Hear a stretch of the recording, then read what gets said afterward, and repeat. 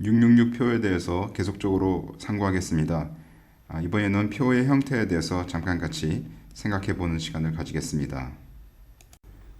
이슬람은 마지막 때에 예수께서 무슬림으로 오셔서 말씀하시기를 자신은 메시아가 아니며 너희 그리스도인들은 나 예수를 잘못 알았다.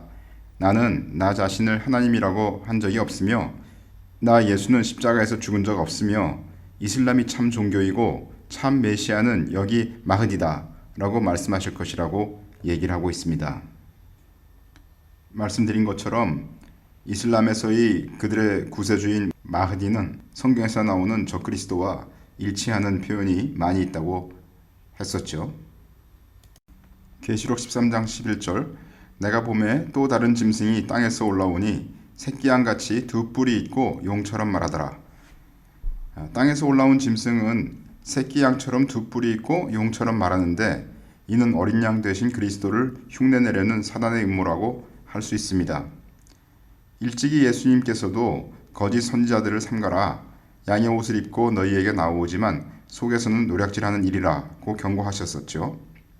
한편 여기서 용처럼 말하더라는 짐승의 실체를 보여주는 것으로 비록 그가 양처럼 가장할지라도 그 속은 사단의 괴계로 가득 차 있으며 용과 연결되어 있음을 시사한다. 이렇게 주석에 되어 있는데요. 우리 보통 하는 말로 겉과 속이 틀린 자를 얘기를 하지만 여기 거짓 선지자는 완전히 겉의 모습은 양이지만 그 속은 사실 용이다. 사단이다. 이렇게 얘기하고 있는 것이죠. 빌립보서 3장 3절 하나님의 성령으로 봉사하며 그리스도 예수로 자랑하고 육체를 신뢰하지 아니하는 우리가 곧 할례당이라.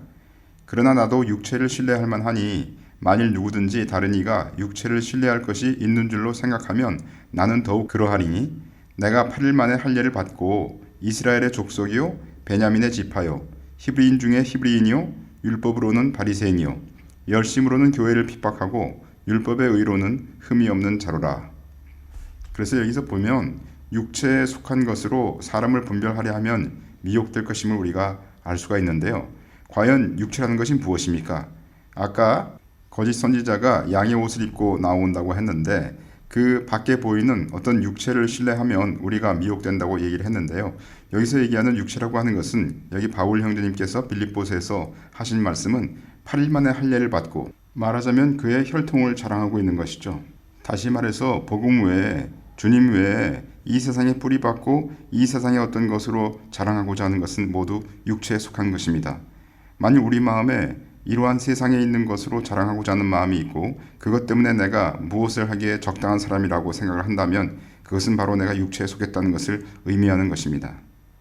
이 거짓 선지자는 바로 그러한 화려한 육체를 가지고 올 텐데 그가 이 세상에서 부여받은 어떤 화려한 타이틀이 있기 때문에 그가 훌륭한 하나님의 사람이라고 미혹되는 사람들은 바로 자신 속에 그와 같은 가치관이 정립되어 있기 때문에 그와 같은 미혹을 받게 되는 것이죠. 따라서 우리는 이 세상에서 참으로 영원한 것, 하늘에 속한 것, 썩지 않는 것을 추구하는 자가 되어야 하겠습니다. 그때 우리는 이 육체에 속한 것이 얼마나 썩어질 것이며 얼마나 영광스럽지 못한 것이며 얼마나 나 자신만을 높이려고 하는 것이며 이러한 것들을 알게 되는 것이죠. 그래서 우리가 보면 실상 거짓 선지자에게 미혹받는 자들은 하늘에 속한 것에 관심이 없는 자들입니다.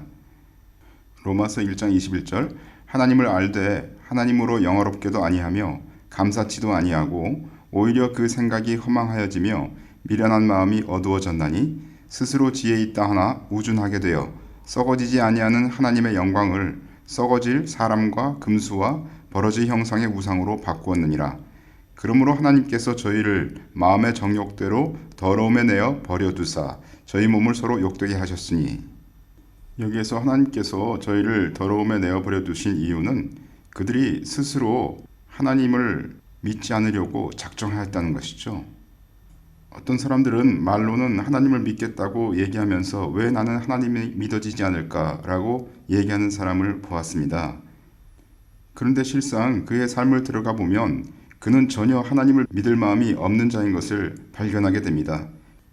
그는 실상 이 세상의 것을 사랑하여서 그것들을 가지고 놀고 만족해하고 살고 있는 것이죠. 마음에 그러한 죄를 짓는 데에 대한 고통을 느끼지 않고 있습니다. 그러면서도 입으로는 하나님을 섬기길 원하고 어떻게 하면 하나님을 믿는 것이냐고 질문을 하고 있는 것이죠. 참으로 하나님을 만나기를 원하는 자는 하나님을 만날 것입니다. 참으로 이 세상에 소망이 없고 자기의 죄악 때문에 슬퍼하는 자는 하나님을 만날 것입니다. 참으로 이 세상에 소망을 두지 않고 이 세상을 사랑하지 아니하고 주님을 사모하고 주님을 사랑하는 자는 미혹되지 않을 것입니다. 왜냐하면 썩어질 사람과 금수와 버러지 형상의 우상으로는 그의 마음이 만족하지 않기 때문입니다. 진실로 이 땅에 속한 것이 아니라 영원한 것 하나님의 영광을 추구하는 자는 미혹자의 미혹에 넘어가지 않을 것입니다. 이 부분에 대해서 복음 시리즈에서 영광과 존귀와 썩지 아니함에 관한 말씀을 드렸었는데 그것을 참조하시기 바랍니다. 로마서 1장 25절 이는 저희가 하나님의 진리를 거짓 것으로 바꾸어 피조물을 조물주보다 더 경배하고 섬김이라 주는 곧 영원히 찬송할 이시로다. 아멘. 이를 인하여 하나님께서 저희를 부끄러운 욕심에 내어버려 주셨으니 여기도 좀 전에 나왔던 그것과 똑같은 표현이 되어 있죠. 내어버려 주셨다고 되어 있습니다. 파라디돔이라는 그 단어를 썼죠. 곧 저희 여인들도 순리대로 쓸 것을 바꾸어 영리로 쓰며 이와 같이 남자들도 순리대로 여인 쓰기를 버리고 서로 향하여 음욕이 불릴 듯하며 남자가 남자로 더불어 부끄러운 일을 행하여 저희의 그릇됨에 상당한 보응을 그 자신에 받았느니라. 전 옛날에 어떤 외국인이 어느 비디오에서 말하기를 자기가 동성애자인데 예수님을 사랑한다고 하는 그런 고백을 하는 것을 보았습니다. 또 어떤 젊은 청년이 동성애자인데 자기는 예수님을 믿고 있다고 얘기하는 것을 들었습니다. 그럴 수 있을까요? 저는 그럴 수 없다고 생각합니다. 여기 분명히 로마서 1장 26절에 여인들이 동성연애를 하고 있으며 27절에 남자들이 동성연애를 하는 것에 대해서 하나님께서 내어버려 주셨기 때문에 그렇게 하고 있다고 되어 있습니다. 그들의 심령 속에 있는 그 가치가 세상을 사랑하는 그 가치가 주님을 사랑하지 않는 그 가치가 그들의 행위에 하나님께서 내어버려 두심으로 그들이 하고 싶은 대로 그들의 마음속에 있는 가치대로 하는 것이 드러나게 되는 것 아닙니까? 마음속 깊숙이 예수 그리스도를 믿는 것은 매우 간단한 사실을 명심하시기 바랍니다. 예수님을 믿는 것은 복잡한 것이 아닙니다.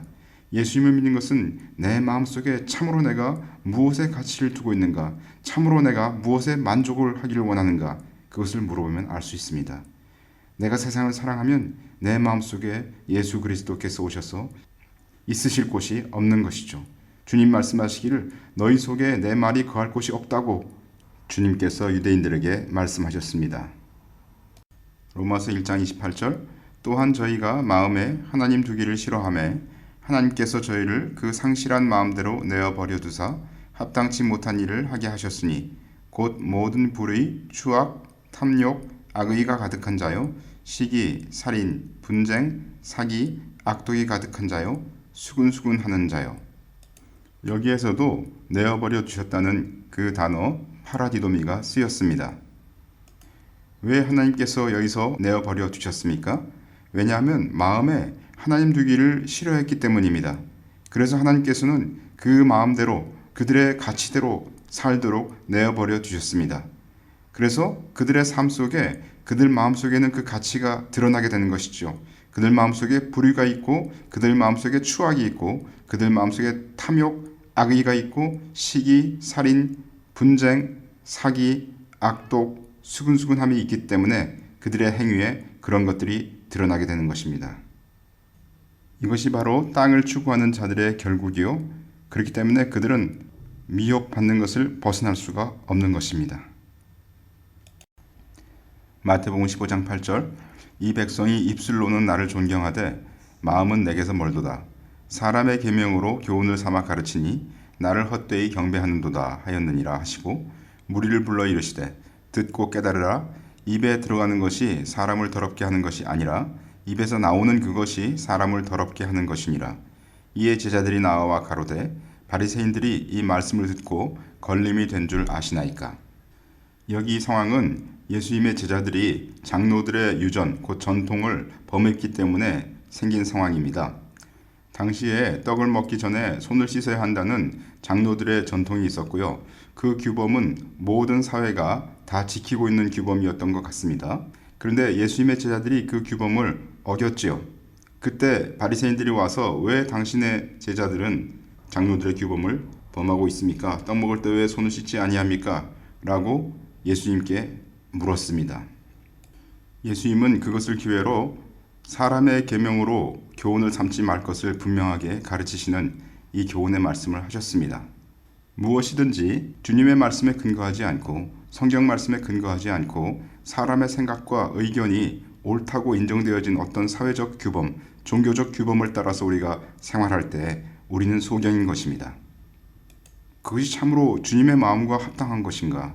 그것이 참으로 성경의 말씀과 합당한 것인가를 확인하지 않고 무조건 어떤 사람이 그것을 말했기 때문에 이 사회가 그것을 얘기하고 있기 때문에 이 종교 생활은 그렇게 하는 것이라고 들었기 때문에 그것이 맞다고 생각하는 그러한 자는 소경인 것입니다.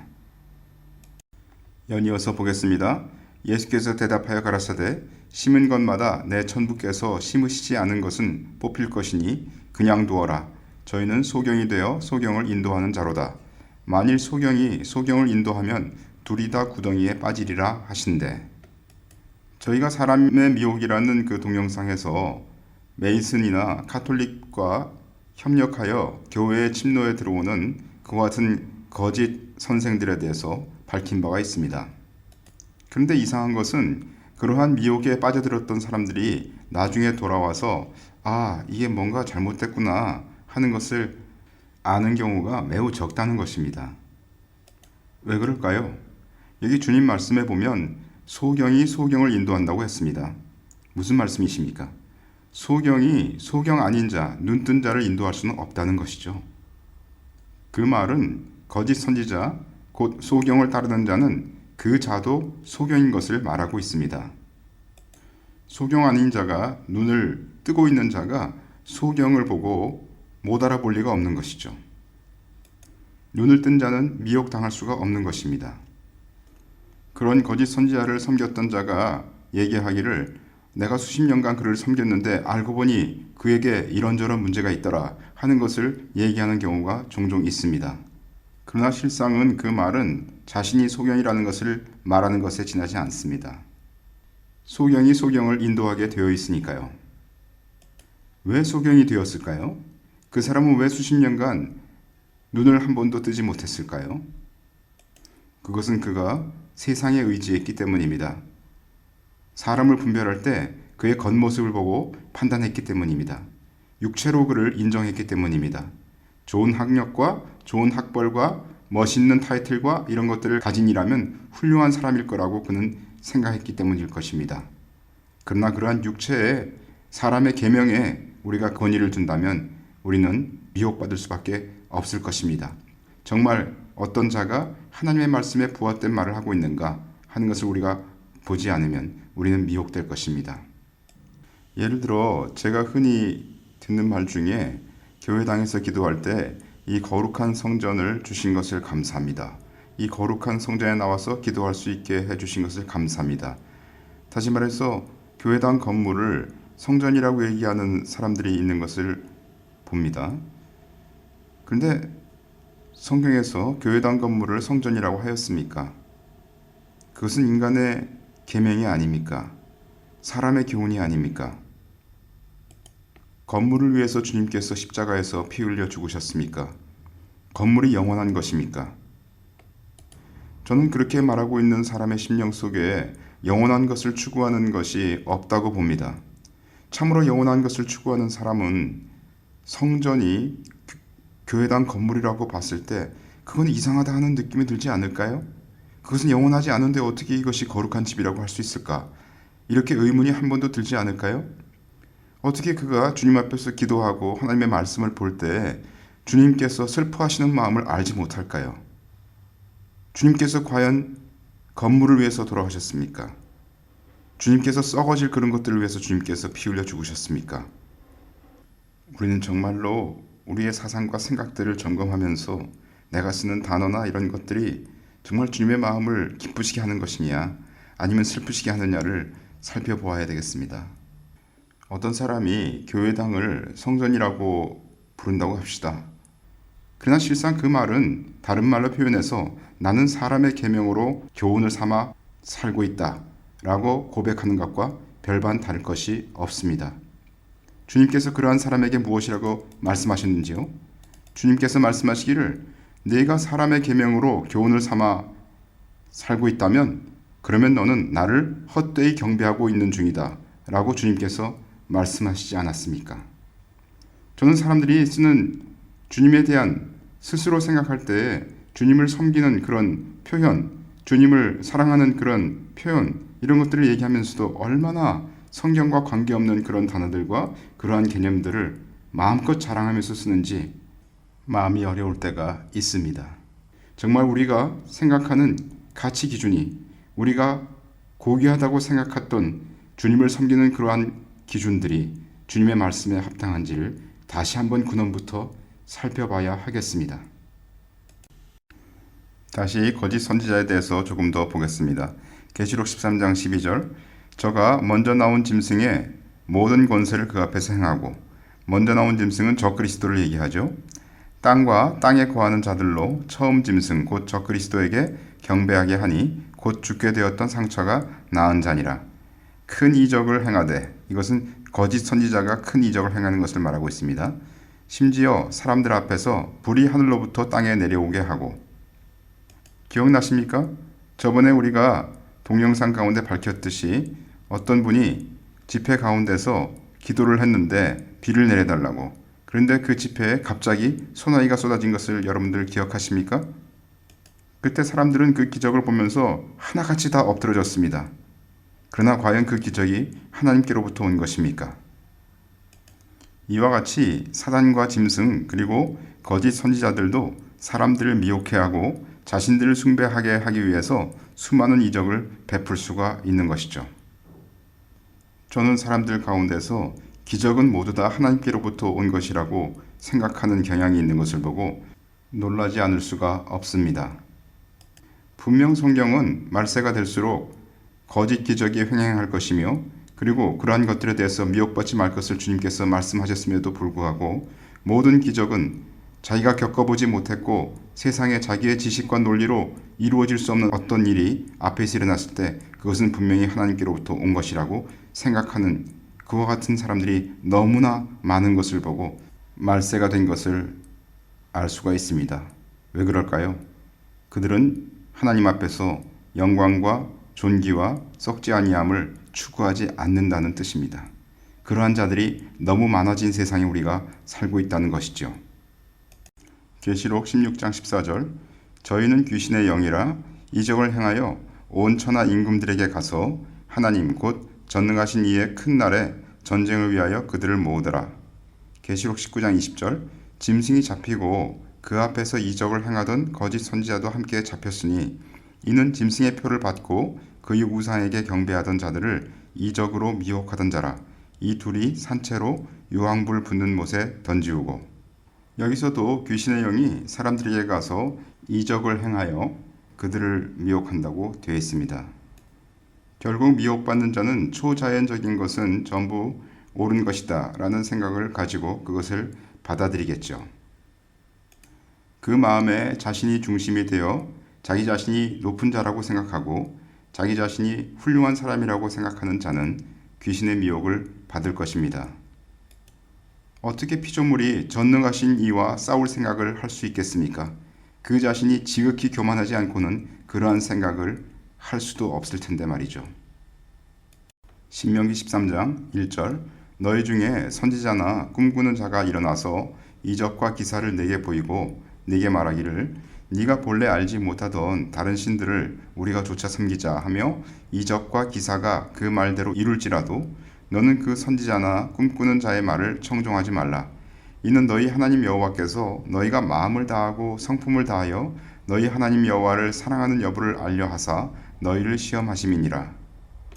사람들이 하나님을 어떻게 생각하는지요? 다른 신들이 우리 하나님과 같은 레벨에 동격으로 있는 것처럼 사람들이 생각하는 경우가 있습니다. 그러한 자는 꿈꾸는 자가 일어나서 이적과 기사를 보일 때 그 말에 미혹되어 다른 신을 쫓아가게 될 것입니다. 우리 하나님께서 거룩하신 하나님이란 사실을, 우리 하나님께서 생명을 버리시기까지 우리를 사랑하신다는 그 사실을 모르는 자는 다른 신들을 쫓아가게 될 것입니다. 너희는 너희 하나님 여호와를 순종하며 그를 경외하며 그 명령을 지키며 그 목소리를 청종하며 그를 섬기며 그에게 부종하고 그 선지자나 꿈꾸는 자는 죽이라. 이는 그가 너희를 애굽 땅에서 인도하여 내시며 종되었던 집에서 속량하여 취하신 너희 하나님 여호와를 배반케 하려 하며 너희 하나님 여호와께서 내게 행하라 명하신 도에서 너를 꿰어내려고 말하였음이라. 너는 이같이 하여 너희 중에서 악을 제할지니라. 여기 그 같은 선지자는 악이라고 얘기를 했습니다. 그같이 꿈꾸는 자는 악이라고 얘기했습니다. 왜 그 자들은 악일까요? 왜냐하면 그들을 애굽 땅에서 인도하여 내신 여호와를 배반케 하려 하기 때문입니다. 애굽 땅에서 인도하여 내셨다는 것이 무엇입니까? 우리가 종되었을 때, 우리가 죄의 종이었을 때, 우리가 세상을 사랑하고 그 속에서 흐느적거리고 있을 때, 우리가 아직 하나님을 원수로 취급하고 하나님에게 복종치 아니하며 불순종하고 있을 때, 하나님을 모르고 하나님을 싫어하며 하나님을 우리 마음속에 두고 싶어 하지 않고 있을 때, 하나님께서 우리와 같은 죄인들을 살려주시기 위해서 자신의 피를 흘려주셔서 십자가에서 죽으시고 우리를 위해서 대속을 해주신 그 사랑의 하나님을 배반케 하려는 자는 악이기 때문입니다. 마태복음 7장 그날에 많은 사람이 나더러 이르되 주여 주여 우리가 주의 이름으로 선지자 노릇하며 주의 이름으로 귀신을 쫓아내며 주의 이름으로 많은 권능을 행치 아니하였나이까 하리니 마태복음 24장 거짓 그리스도들과 거짓 선지자들이 일어나 큰 표적과 기사를 보이어 할 수만 있으면 택하신 자들도 미혹하게 하리라. 그러기에 그리스도인들은 이적 자체가 성령의 증거가 아님을 분명히 분별해야 된다. 주석에 나와 있는 말씀입니다. 계시록 13장 14절 짐승 앞에서 받은 바 이적을 행함으로 땅에 거하는 자들을 미혹하며 땅에 거하는 자들에게 이르기를 칼에 상하였다가 살아난 짐승을 위하여 우상을 만들라 하더라. 저가 권세를 받아 그 짐승의 우상에게 생기를 주어 그 짐승의 우상으로 말하게 하고 또 짐승의 우상에게 경배하지 아니하는 자는 몇이든지 다 죽이게 하더라. 저가 모든 자 곧 작은 자나 큰 자나 부자나 빈궁한 자나 자유한 자나 종들로 그 오른손에나 이마에 표를 받게 하고 마지막 때에 거짓 선지자가 일어나 적그리스도 짐승을 경배하게 하고 표를 받게 한다고 되어 있습니다. 그런데 무슬림은 바로 그런 역할을 하는 자가 예수라고 믿고 있습니다. 거짓 선지자가 왔을 때 무슬림들은 모두 그가 예수라고 보고 적그리스도를 그들의 구원자 마흐디로 볼 것입니다. 계시록 14장 9절 또 다른 천사 곧 셋째가 그 뒤를 따라 큰 음성으로 가로되 만일 누구든지 짐승과 그의 우상에게 경배하고 이마에나 손에 표를 받으면 여기 보면 이마에나 손에 할 때 손에라는 그 표현이 에피텐 케이라 이렇게 되어 있습니다. 케이라는 손이란 뜻이고요. 그 앞에 에피라고 하는 것은 전치사죠. 그런데 위절에서는 분명히 팔이 아니라 손, 케이라의 표를 받는 것을 말하고 있습니다.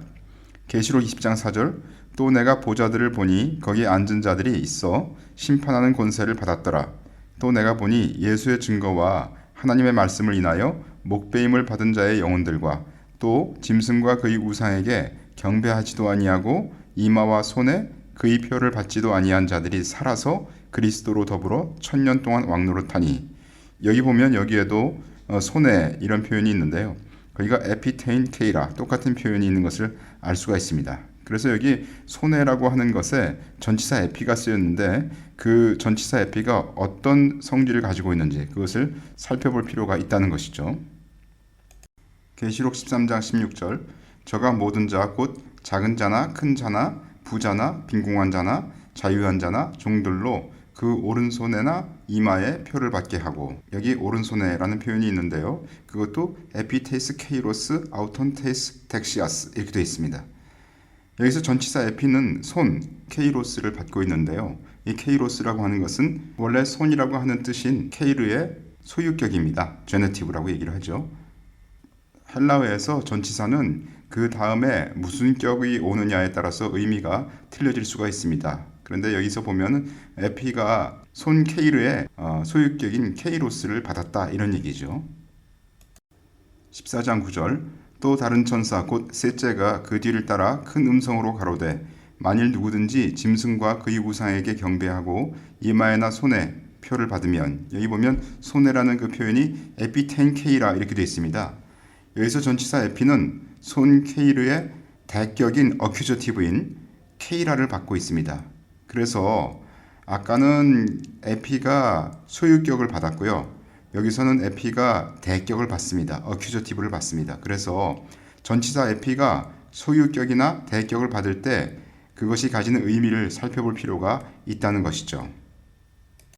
계시록 20장 4절 또 내가 보좌들을 보니 거기 앉은 자들이 있어 심판하는 권세를 받았더라. 또 내가 보니 예수의 증거와 하나님의 말씀을 인하여 목배임을 받은 자의 영혼들과 또 짐승과 그의 우상에게 경배하지도 아니하고 이마와 손에 그의 표를 받지도 아니한 자들이 살아서 그리스도로 더불어 천년 동안 왕노릇하니. 여기서 전치사 에피는 손 케이르의 대격인 어큐저티브인 케이라를 받습니다. 그래서 전치사 에피의 격에 따른 의미를 살펴보면 다음과 같습니다. 중간에 보시면 with accusative 대격을 받을 때 그것은 upon, placed on, up to, as far as 이런 뜻이라고 되어 있죠. 바로 어떤 것 위에 놓여 있다 뭐 이런 얘기가 되겠습니다.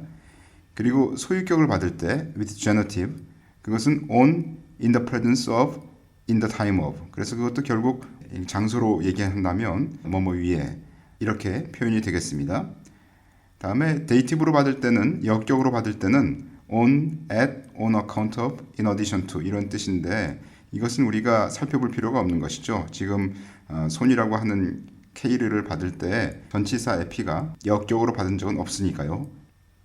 킹 제임스 버전에서의 번역을 보시면은 에피가 on으로 번역된 적이 196번, in으로 번역된 적이 120번, upon이라고 번역된 적이 159번, 그리고 onto라고 번역된 것이 41번, to라고 번역된 것이 41번, 그 외 번역들이 339번 되어 있다고 합니다.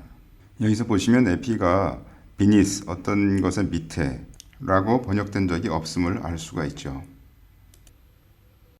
손해라는 표현으로 에피가 대격을 받는 경우를 한번 살펴보겠습니다.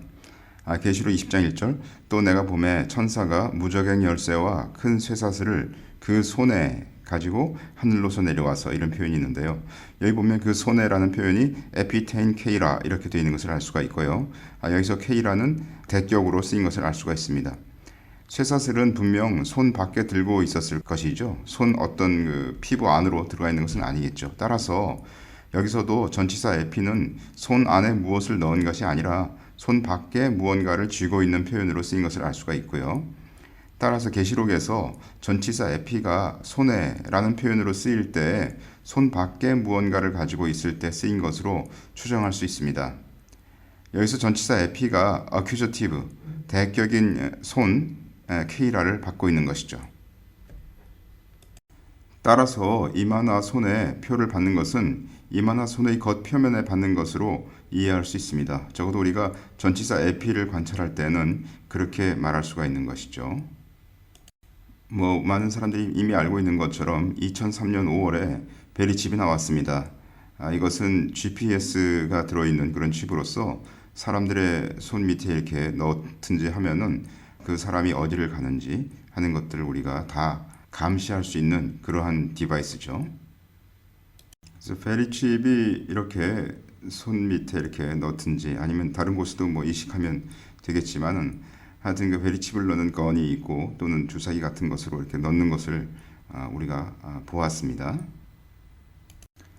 인도의 생체 정보, 지문이나 홍채 같은 것을 등록하는데 적어도 10년이 걸리고 몇십억 파운드의 비용이 소요될 것으로 추정되는 그러한 뉴스가 있었습니다. 계시록 13장 16절에 보시면 저가 모든 자, 곧 작은 자나 큰 자나 부자나 빈궁한 자나 자유한 자나 종들로 그 오른손에나 이마에 표를 받게 하고 이렇게 되어 있는데요. 만약에 베리칩과 같이 몸속으로 주사기를 이용해서 집어넣는 형태라면 이것을 전 세계 사람들에게 집행하는 데에는 상당한 시일이 걸릴 것으로 예상이 됩니다. 우리가 7년 언약 중에 후반 3년 반 동안에 큰 환란이 있다고 얘기를 했는데, 이러한 어떤 베리칩 같은 것을 몸속으로 주사기를 이용해서 넣는 데에는 모든 세계 사람들이 그것을 받기까지에는 엄청난 시간이 걸릴 것이고, 아마 3년 반 동안에도 끝나지 않을지도 모르는 그런 일이 되겠죠. 만약에 표가 베리칩이나 인증수단과 같은 것이라면 어떤 지역은 준비가 잘 갖추어져 있어서 집행이 빠른 시간에 순조로이 될 것이지만, 어떤 지역은 인프라가 갖추어지지 않아서 집행에 어려움이 있을 수가 있겠습니다. 불행히도 한국은 이러한 인프라가 세계 최고 수준으로 갖추어져 있기에 집행을 초고속으로 진행할 수 있다고 보입니다. 전 세계적으로 모든 이가 표를 받으라는 명령이 떨어지지만 그것이 한 번에 짧은 순간에 다 이루어지지 않는다는 것을 유념할 필요가 있다고 생각합니다. 만약에 베리칩과 같이 몸속으로 주사해야 하는 것이 아니고 문신의 형태로 몸에 붙이기만 하면 또는 뭔가 새기기만 하면 되는 것이라면 집행 시기는 훨씬 줄어들 것이 예상됩니다. 따라서 빠른 집행을 원하는 신세계 질서 체제는 베리칩보다는 문신의 형태를 더 선호할 수가 있다고 저는 개인적으로 생각합니다. 기술이 어디까지 발달할 것인지는 두고 봐야 하겠지만은 문신의 형태는 현재로서는 GPS 기능은 없는 것으로 보입니다. 만약 그것이 이슬람에 충성하는 표를 말한다면 그것을 시행하는 데 걸리는 시간은 훨씬 더 줄어들 것입니다.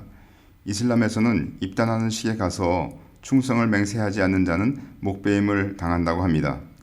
계시록 20장 4절, 또 내가 보좌들을 보니 거기 앉은 자들이 있어 심판하는 권세를 받았더라. 또 내가 보니 예수의 증거와 하나님의 말씀을 인하여 목배임을 받은 자의 영혼들과 또 짐승과 그의 우상에게 경배하지도 아니하고 이마와 손에 그의 표를 받지도 아니한 자들이 살아서 그리스도로 더불어 1000년 동안 왕노릇하니. 여기 보시면 7년 언약의 후반 3년 반 동안에는 목배임을 받는다고 이렇게 되어 있는 것 같습니다. 그런데 이것이 이슬람에서 충성을 맹세하지 않는 자의 목을 베는 것과 일치하는 것을 볼 때 우리가 이런 것들을 주의하여 보아야 되겠습니다. 계시록 13장 17절, 누구든지 이 표를 가진 자 외에는 매매를 못하게 하니 이 표는 곧 짐승의 이름이나 그 이름의 수라. 성경의 위 구절만 보아서는 GPS 기능을 말하고 있지는 않습니다. 다만 매매를 하지 못하게 한다고 했으므로 매매 시에 필요한 개인 인증이 중요할 수 있습니다. 문신의 형태는 개인 인증을 위한 것이므로 위 말씀과 잘 맞아떨어진다고 보입니다. 만약에 표가 이슬람에 충성하는 것을 말한다면 샤리아 법에서는 이슬람이 아닌 자는 매매를 못하게 한다고 합니다. 따라서 이런 부분에서도 이슬람의 샤리아 법과 매매를 못하게 한다고 하는 성경의 말씀이 상당히 일치하는 것을 보기 때문에 더욱 주시해 보아야 되겠습니다. 이것은 2007년도 BBC 뉴스입니다. 여기 보시면 세계에서 가장 작은 RFID 태그가 발명됐다는 소식입니다. 일본 사람들이 만든 걸로 되어 있는 것 같은데요. 히타치에서. 그런데 그 크기가 0.05mm, 0.05mm 사이즈라고 합니다. 그러니까 여기 이제 사진에 있는 것처럼 거기 줄이 하나 이렇게 그어져 있죠. 그 줄이 뭐냐면 사람의 머리카락입니다. 그러니까 사람의 머리카락보다도 더 얇은 것 같죠. 그래서 그런 것이 하나의 칩이에요. 저기 조그만 사각형으로 되어 있는 점 같은 것들이 하나의 칩입니다.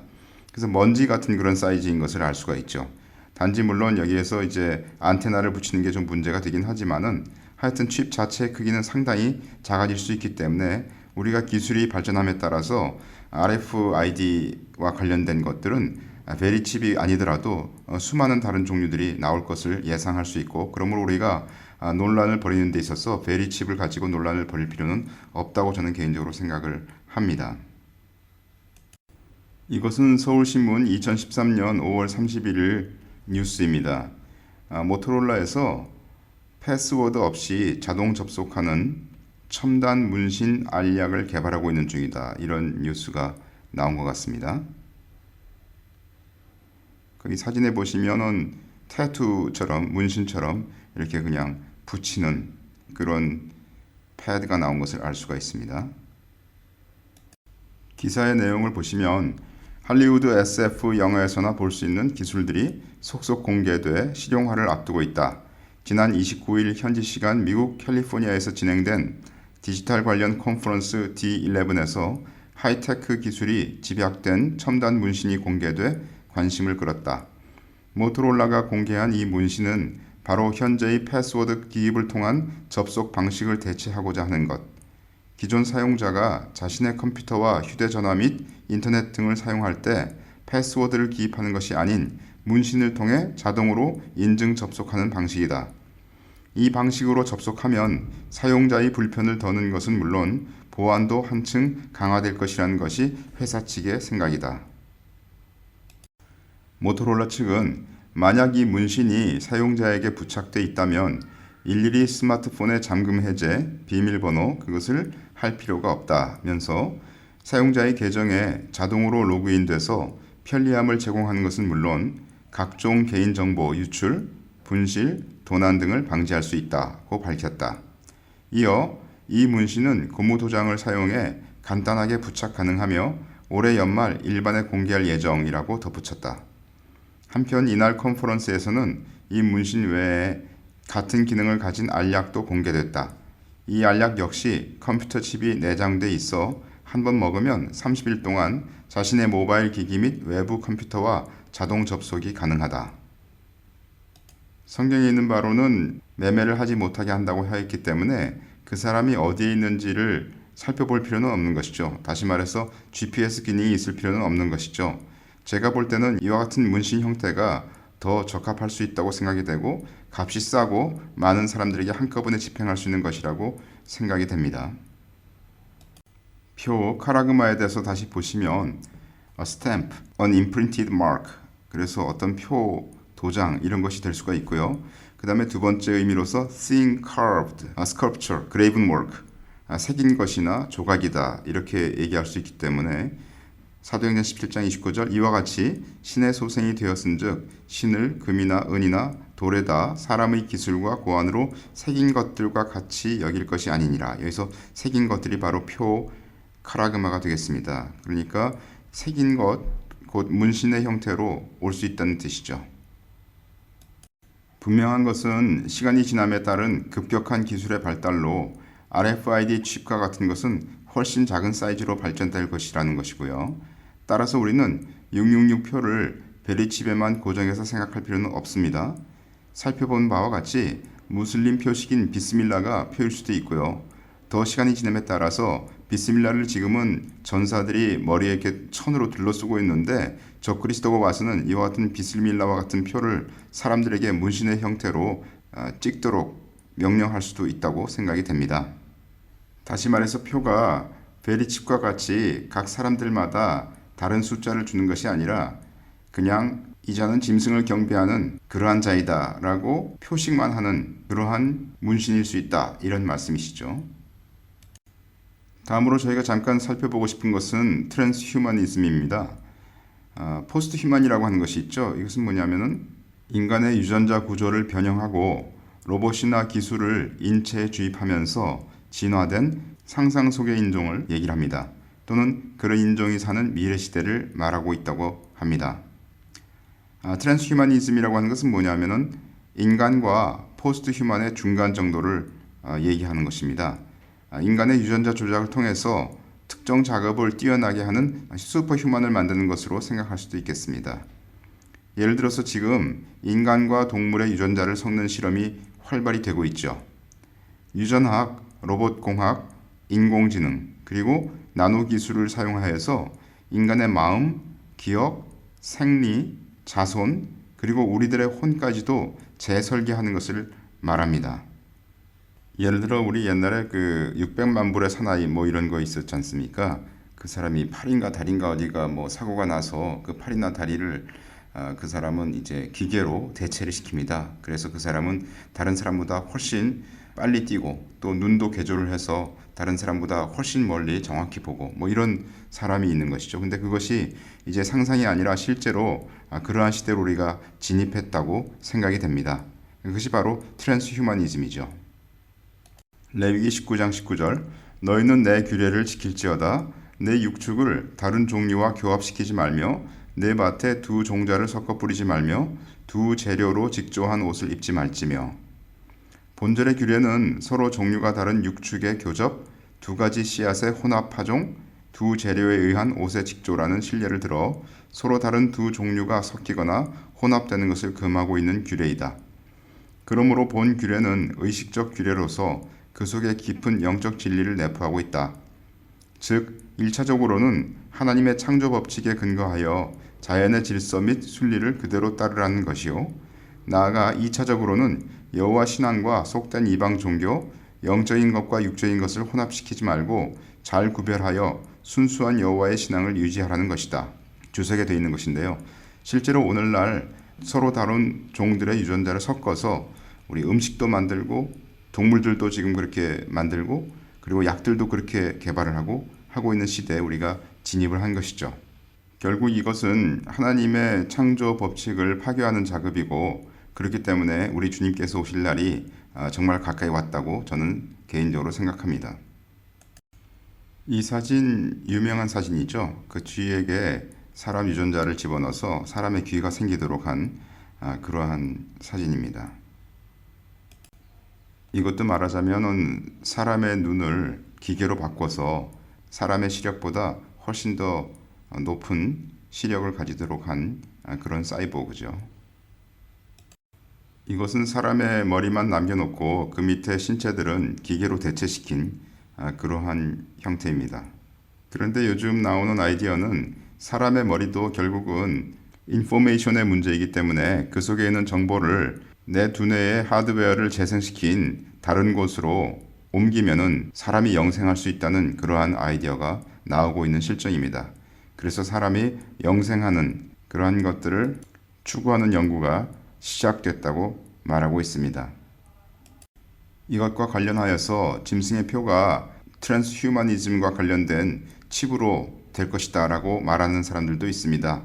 생물 칩을 먹으면 그것이 마치 바이러스처럼 작동하여서 유전자 구성을 함으로써 새로운 유전자 암호를 넣어서 이 표를 받은 사람은 더 이상 구원을 받지 못하도록 하는 자로 만들 것이다. 이렇게 주장하는 사람이 있어요. 이것은 사람이 아닌 어떤 전혀 다른 종을 만드는 것이기 때문에 오직 인류에게만 있는 구원을 그 자들은 받지 못한다고 보는 그러한 견해입니다. 이것은 짐승의 표에 대해서 너무 많이 나아간 느낌이 있을 수 있으나 우리가 이러한 것들에 대해서 알아둘 필요는 있다고 저는 생각을 합니다. 계시록 13장에 있는 표가 이와 같은 트랜스휴머니즘이라고 생각하기에는 지금은 너무 급격한 아이디어이지만 제가 볼 때 이와 같은 트랜스휴머니즘의 경향은 결국 인간이 하나님의 창조의 능력을 건드리기 시작함으로써 하나님께서 이 땅에 심판을 내리시는 주님의 재림의 시기가 가까웠음을 알 수가 있습니다. 이것은 타임지 2011년 2월 표지입니다. 거기 써 있는 것을 보면 2045년은 인간이 영생하는 해라고 되어 있습니다. 지금까지 트랜스휴머니즘에서 말씀드렸던 그러한 것들을 이미 사람들이 생각하고 연구하고 그 날이 온다 하는 것을 얘기하고 있는 것이죠. 창세기 3장을 보시면 여호와 하나님이 가라사대 보라 이 사람이 선악을 아는 일에 우리 중 하나같이 되었으니 그가 그 손을 들어 생명나무 실과도 따먹고 영생할까 하노라 하시고 여호와 하나님이 에덴 동산에서 그 사람을 내어 보내어 그의 근본된 토지를 갈게 하시니라. 이같이 하나님이 그 사람을 쫓아내시고 에덴 동산 동편에 그룹들과 두루 도는 화염검을 두어 생명나무의 길을 지키게 하시니라. 여기 보시면 인간이 타락해서 죄성이 인간에게 들어온 이후에 하나님께서 염려하신 것이 뭐냐면 영생할까봐 염려하셨다 이렇게 되어 있습니다. 왜냐하면 죄인이 죄성을 가지고 영생하면은 그것보다 인간에게 불행한 사건이 없으니까요. 그래서 하나님께서 이 인간이 이 죄의 문제를 해결받도록 하기 위해서 하나님께서 인간의 몸을 입고 오셨습니다.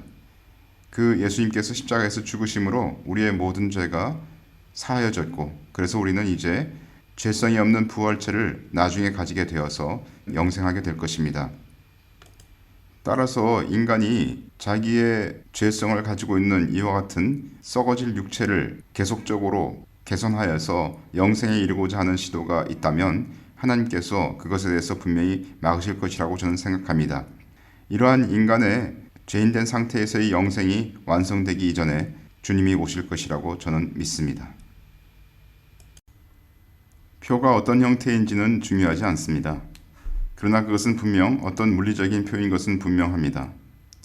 그리고 그 표는 분명 짐승을 섬기는 것과 관계가 있습니다. 따라서 그 표를 받는 자는 짐승을 경배하는 것임을 분명히 알고 있을 것입니다. 거듭난 그리스도인은 그러한 일에 동참하지 않을 것입니다.